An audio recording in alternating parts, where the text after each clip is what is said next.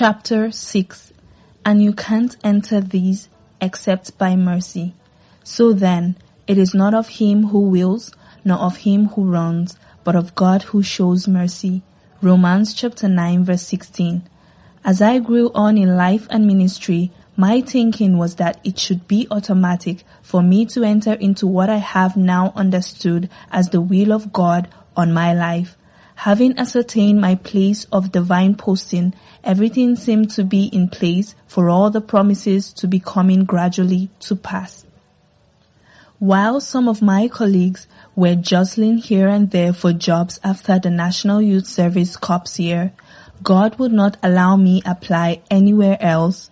I understood long before now that I would be teaching in the College of Education, and from there the work would break forth. So, the only place to which I applied for a job was the College of Education, Katsina Allah, which used to be called Advanced Teachers College, ATC, Katsina Allah. I was the most qualified at the interview. Several of the panelists already had a good report of me from their wives whom I had taught the physics of home economics course in my service year. They even affirmed, "Mr. Akanni, you have got the job. We actually need you and we want you."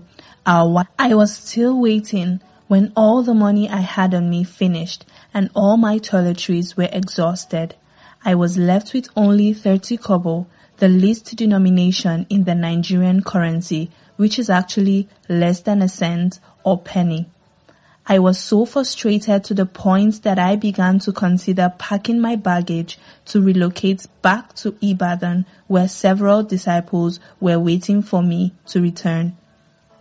As I prayed one afternoon, I told God, "Is it because I have no transport fare to go anywhere that you are tying my life down in this place?" Right away, God mobilized and moved a brother who was working in a bank in town to come during his break time to bring me the transport fare. He walked into my room while I was still on my knees and said, "Gbile, the Lord told me to bring this money to you urgently, and it is for the journey you are about to make. I need to rush back to my desk in the bank." I trembled at what the Lord did and was afraid to touch the money or collect it from the brother, saying it was the sponsorship for me to go out of the will of God. I begged the brother to hold on to the money as I was not ready to make any journey again. It is not for lack of funds that I am keeping you here. If you want to go, you are free to go, but anywhere you go, whatever you're doing, preaching, singing, or teaching, it will be recorded in your secret file before me. Gbile was posted to serve me in Benue State, but he has absconded. You may have all the money as you wish, but you will not have my presence. At this, I cried to the Lord again, asking him to help me and have mercy on me, lest I miss my path in life. I was ready now to wait, and if need be to do anything, including teaching in the primary school with any pay, just to be in the place of his calling for my life. I could not share this with the brothers around, who felt I was just wasting my time and have said repeatedly that I should go and pick any job anywhere, since there were vacancies for physics and mathematics teachers everywhere then. The staff of my faculty at the University of Ibadan were also expecting me to come back for my master's degree program and actually pick the job as a graduate assistant to help in the department. As I pressed on in the secret place of prayer, God now began to speak to me, reminding me of what he had told me earlier. You cannot enter into the promises unless you obtain them by mercy. You cannot step into this calling upon your life, though I have called you, until you have received it by mercy. Until mercy has been shown you from above, your letter of appointment, though already written, shall remain on the shelves. The college appointment is not the important thing. It is for me to show you mercy, as to allow you a space in this place to fulfill your calling. I have told you this before, before, but you have not understood. You have been claiming the merit of your qualifications and quantity of your sacrifices. You have even been quoting my promises to me as if I am under obligation to use you. I will have mercy on whom I will have mercy. It is not of him that wills, nor of him that runs, but of me that shows mercy. You have not sought to enter this calling by my mercy. With this, I now recalled what he spoke to me earlier. Permit me to take a step backward in my story to bring this crucial issue of receiving things by mercy to bear on this testimony. It is the context of this experience that has determined and undergirded my way of life and ministry ever since. Some weeks earlier, in response to my asking the Lord for keys unto spiritual power for the discharge of my calling, he spoke to me very elaborately from a strange passage in Exodus chapter 25, verse 16 to 22. This insight into the Word of God lasted for 18 unbroken hours in one of my disciples' house at Ibadan, where I had lodged for the night. I had thought I would just have a normal quiet time and go off for my breakfast, but I was detained before the Lord from 6 a.m. till about 1 a.m. the following day. The gleanings from that encounter are still available with me. And you shall put into the ark the testimony which I will give you. You shall make a mercy seat of pure gold. 2.5 cubits shall be its length, and 1.5 cubits its width. And you shall make 2 cherubim of gold, and hammered work. You shall make them at the 2 ends of the mercy seat. Make 1 cherub at one end, and the other cherub at the other end. You shall make the cherubim at the 2 ends of it of one piece with the mercy seat. And the cherubim shall stretch out their wings above, covering the mercy seat with their wings, and they shall face one another. The faces of the cherubim shall be towards the mercy seat. You shall put the mercy seat ark, you shall put the testimony that I would give you. And there I will meet with you, and I will speak with you from above the mercy seat, from between the 2 cherubim, which are on the ark of the testimony, about everything which I will give you in commandment to the children of Israel. Exodus chapter 25, verse 16 to 22. For he says to Moses, I will have mercy on whomever I will have mercy, and I will have compassion on whomever I will have compassion. So then, it is not of him who wills, nor of him who runs, but of God who shows mercy. Romans chapter 9, verse 15 to 16. Let us therefore come boldly into the throne of grace, that we may obtain mercy and find grace to help in time of need. Hebrews chapter 4, verse 16. The first thing that jolted me that morning was the detail of how to make the mercy seat. The elaborateness of how it must be on top of the ark, into which I must put all the testimony, the vision, and the ministry the Lord has given me. They all must be kept in the ark under the mercy seat, and no one will see it manifest in my life unless it comes out through the mercy seat. Even the cherubim that cover the mercy seat are also looking towards the mercy seat. It is from above the mercy seat that God will commune with me over all the things he will give me to teach his people. I will have no access to any of these things unless I will pass through the mercy seat. Even if I have boldness because of righteousness and because of God's promises concerning me, and because I have been in the perfect will of God, I can only come to the throne of grace, where I must first obtain mercy. Personal merit cannot achieve anything with God. Mercy is the first thing I must obtain, and it does not depend on my running or willingness, for it is not of him that wills, nor of him that wills, but of God who shows mercy. He was so emphatic with me that day. I will have mercy on who I will have mercy, and I will have compassion on who I will have compassion. God said to me, even though you have been holding my life for the salvation of your father, you have not received it by mercy. You are busy claiming your rights and quoting scriptures to me. He will not be saved that way.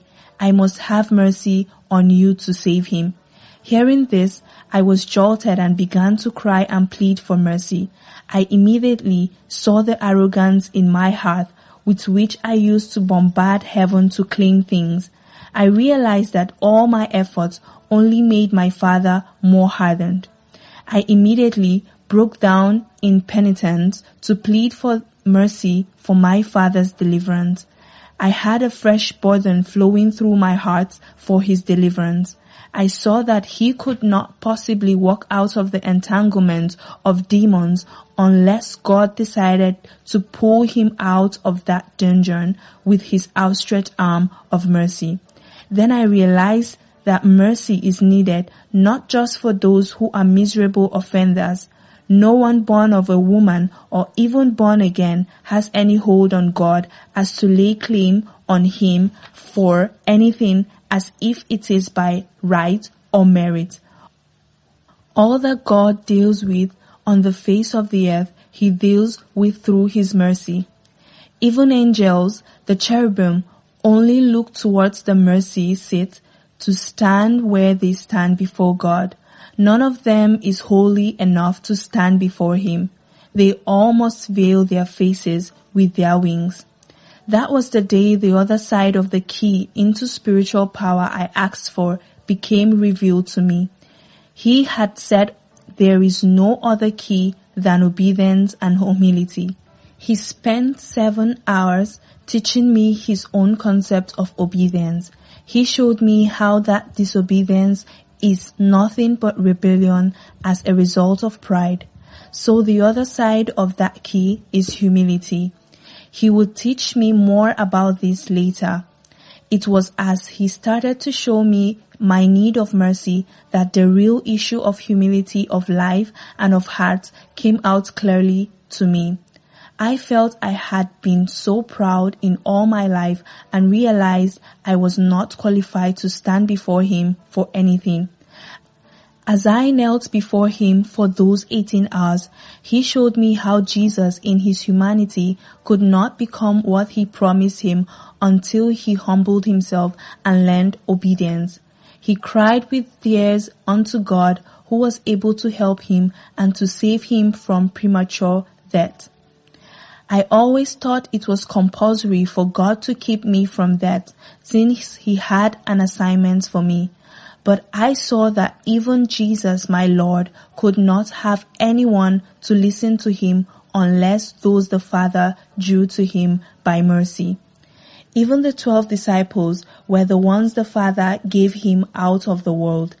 He waited to receive everything by mercy and not by the merit of his deity. All the people who affected their generations for God were only objects of God's mercy. As soon as this became clear to me, I cried so loudly for mercy. I now saw why the endless prayer I had prayed on the promise of my rights did not attract compassion from the Lord. For those 18 hours, God took me graciously through the scriptures, showing me the issue of his mercy and those that never came to it until their old age. I came to understand why Paul had to have the thorn in his flesh so that he would always be weak enough to seek the mercy of God for his life and ministry. The thorn became a need so that he would not be puffed up because of the abundant revelations granted to him by the mercy of God. Jacob could only beg for mercy after his hip was dislocated by God. This was God's help for his life, so that he would not die without entering into the covenant's promises. As I rose from that encounter, all my struggles ended. I then went home to Ogbomosho, just pleading for mercy from my dad. It was a miracle for me to see God responding to my cry for mercy just so instantly. When I got home, I had not spoken so much this time to my father when he said, I have resisted this Jesus for so long. Can you pray for me? Let me try this your Jesus for once. Here was a man that had never agreed for me to pray for him for 12 years, right in front of those his clients who came for his divine powers. He asked me to pray for him. I led him to commit his life to God, and I just pleaded God's mercy for him and for his healing. To my amazement, he was healed and began to speak about the power of Jesus. Each time I checked his room, he asked me to pray more, since this Jesus has worked for him. The mercy of God brought my father out of the shackles that no one could release him from. The Lord told me, I can take him home now. My mercy has come for him. I thought I would have the opportunity of parading his conversion about as a means of challenging other herbalists who were his followers, more or less. But the Lord had it in his own way. I left back to Katsina Allah, thinking my appointment should have been waiting for me then. I did not think I needed the mercy of God to have a space in that place as a takeoff point for the call of God on my life. This was what I had forgotten until that day he reminded me of this lesson on putting every testimony into the ark and placing all under the mercy seat. I had not yet been given the job. This brought back the experience of that encounter where I had cried for mercy for my father. It just became clear to me what I had missed, which had kept me in that situation for all those weeks. As I caught the issue again, a brokenness I could not explain came upon me. I felt totally unqualified to even be given a place in his work. All the quiet boasting I had had about my qualifications, people's high recommendations of me, the evident need of my service in the department, and so on, all became rubbish to me. I saw that I was a useless nonentity that only could be helpful if God will have mercy on me. I remember crying for mercy all through the night and pleading for forgiveness for the disdain in my heart for the people of that land. I saw that it was me who needed the help not to die a debtor and not the people who needed me. I begged God for mercy to allow me serve the people for my own need, not to die a debtor. I knew from that night that it would be God's mercy for anyone to listen to me or come for any Bible study I conducted. Again, as I got up in the morning, the Lord said, Billy, I have decided to have mercy on you from today. Go into the provost's office. Only stand at the door and show your face. Do not say anything. He will not be at rest till he has brought out your letter of appointment today. I rose from my knees, dressed up quickly, and made my way to the college. I got to the provost's office and opened the door when the secretary asked me to go in. But as I showed my face, the college provost shouted, "Oh, Mr. Akanni, come in and sit down. I'm very sorry about this, your letter of appointment. I don't know what I should do now. I know it is not right to keep you waiting for this long." I was just watching the drama he sent for the college registrar to come urgently. The man rushed in and sat with him, and he began to speak with the registrar. "What have we done about Mr. Akanni's appointment into physics department? What is the reason for the delay?" Registrar replied, "Sir, you remember we have even printed his letter before you directed me to keep it back. There was a sudden embargo on fresh appointments except for the replacement of another staff leaving, and no one had indicated leaving or tendered a resignation letter from that department." The provost stood up as if an idea came into his mind. "I was at the interview panel for recruiting staff for College of Education, Makurdi, and one of the lecturers here in physics department was one of those we interviewed and found appointable. Send for him and right away to confirm if he is leaving for Makurdi so we can finish this matter today. Mr. Akanni, please sit down here till we settle this matter. I'm so sorry about this. In a few minutes, that lecturer was brought in. He was the head of physics department and was fond of me. He saw me and was taken aback that I was still around. The provost turned to him. We have an issue that must be settled today. I remember seeing you at the interview of the College of Education at Makurdi. Do you intend to go there so we can have the need to bring Mr. Akanni in as a replacement? The man replied, Sir, I would love to move to Makurdi. The only challenge is the 3-month notice I must give before leaving. The provost and registrar conferred with themselves. We can waive that since you are only moving to a sister college and we need to facilitate her takeoff. In that case, bring in your letter of transfer of service to Makurdi and we shall endorse it right away. The provost, directing the registrar, said, Go ahead and issue the letter of appointment to Mr. Akanni before the office closes and he can resume duty tomorrow. That was September 24th, 1981, and I resumed in the department the following day. I walked to the house dazed and could not believe the drama. I saw God at work, and that firmly settled the issue of receiving this ministry and this land I was called to reach by mercy. I now understood that the mercy of God was the matter, not the work nor the provost or registrar. This has remained a pillar and beacon in my work with God. I do not want to be discharged from the intensive care unit of His mercy. It is a man who is weak and cannot help himself, one needing urgent care and attention that is normally put in the intensive care unit in any hospital. I need mercy, not money. I need mercy, not merit. I need mercy, not men. Mercy, not method. Mercy, not merchandise. Mercy, not makeups. Mercy, not marketing of work. Mercy, not mechanism. Mercy, not miracles. Mercy, not maneuvers. Mercy, not marks. Mercy, not manipulation. Mercy is all I need. When I have obtained mercy, I will find grace to help in time of need.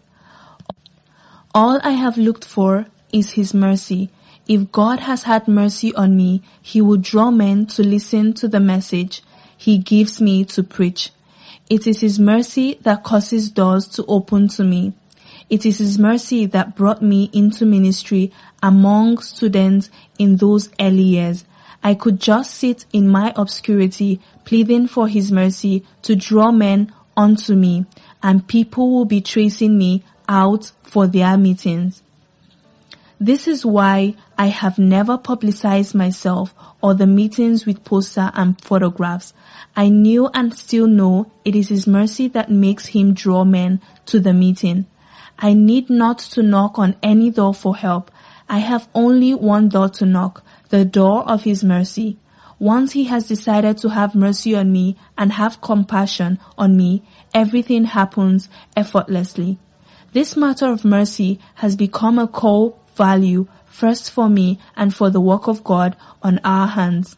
You have no need to struggle with anyone when God has had mercy on you.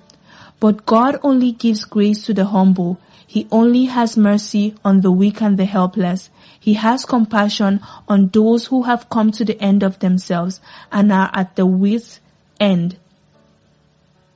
There I want to always be. I do not want to be strong. I do not desire money or gold. I want His mercy and grace. This is a constant lesson I am still learning. He takes me over and over again through this instruction, and I know that as well is His mercy over my life. Look, these passages that have settled in my heart over the years. When Jesus heard that, He said to them, Those who are well have no need for a physician, but those who are sick. But go and learn what this means. I desire mercy and not sacrifice, for I do not come to call the righteous, but sinners to repentance. Matthew chapter 9 verse 12 to 13. He does not delight in the strength of the horse. He takes no pleasure in the legs of a man. The Lord takes pleasure in those who fear him, in those who hope in his mercy. Psalm chapter 147, verse 10 to 11. And he said to me, My grace is sufficient for you, for my strength is made perfect in weakness. Therefore, most gladly, I will rather boast in my infirmities, that the power of Christ may rest upon me. Therefore, I take pleasure in infirmities, in reproaches, in needs, in persecutions, in distresses, for Christ's sake. For when I am weak, then I am strong. 2 Corinthians chapter 12, verse 9 to 10. At first, I thought it was a requirement for the beginning of the call, and that when I grow in experience and gain some expertise, I would not need to be so desperate in need of mercy.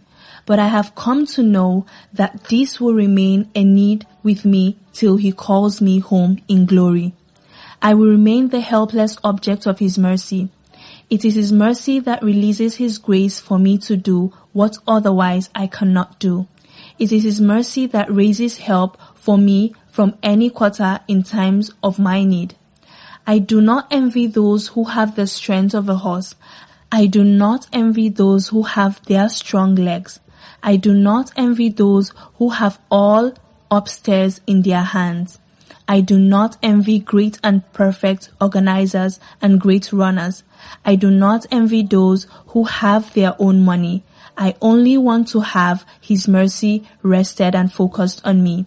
I prefer to be carried by him in his everlasting arms.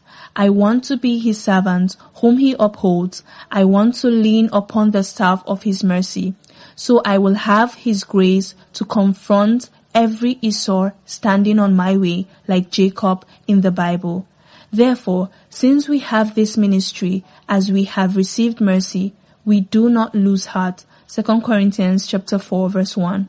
This is the quiet background to all the stories you are reading about me and about the work of God I am involved in. It is all by his mercy, and I have brought no merit into anything. I have no ground to boast, for he has only had mercy upon me. I wonder if you ever want to become so helpless until God comes for you in mercy. How far can your legs carry you? In fact, God's verdict on anyone who trusts in himself in the arm of flesh is clear. Thus says the Lord, cursed is the man who trusts in man and makes flesh his strength, whose heart departeth from the Lord. For he shall be like a shrub in the desert, and shall not see when good comes, but shall inhabit the parched places in the wilderness, in a salt land which is not inhabited. Jeremiah chapter 17, verse 5 to 6. But for anyone who trusts in the Lord and hopes in his mercy, his case is quite different.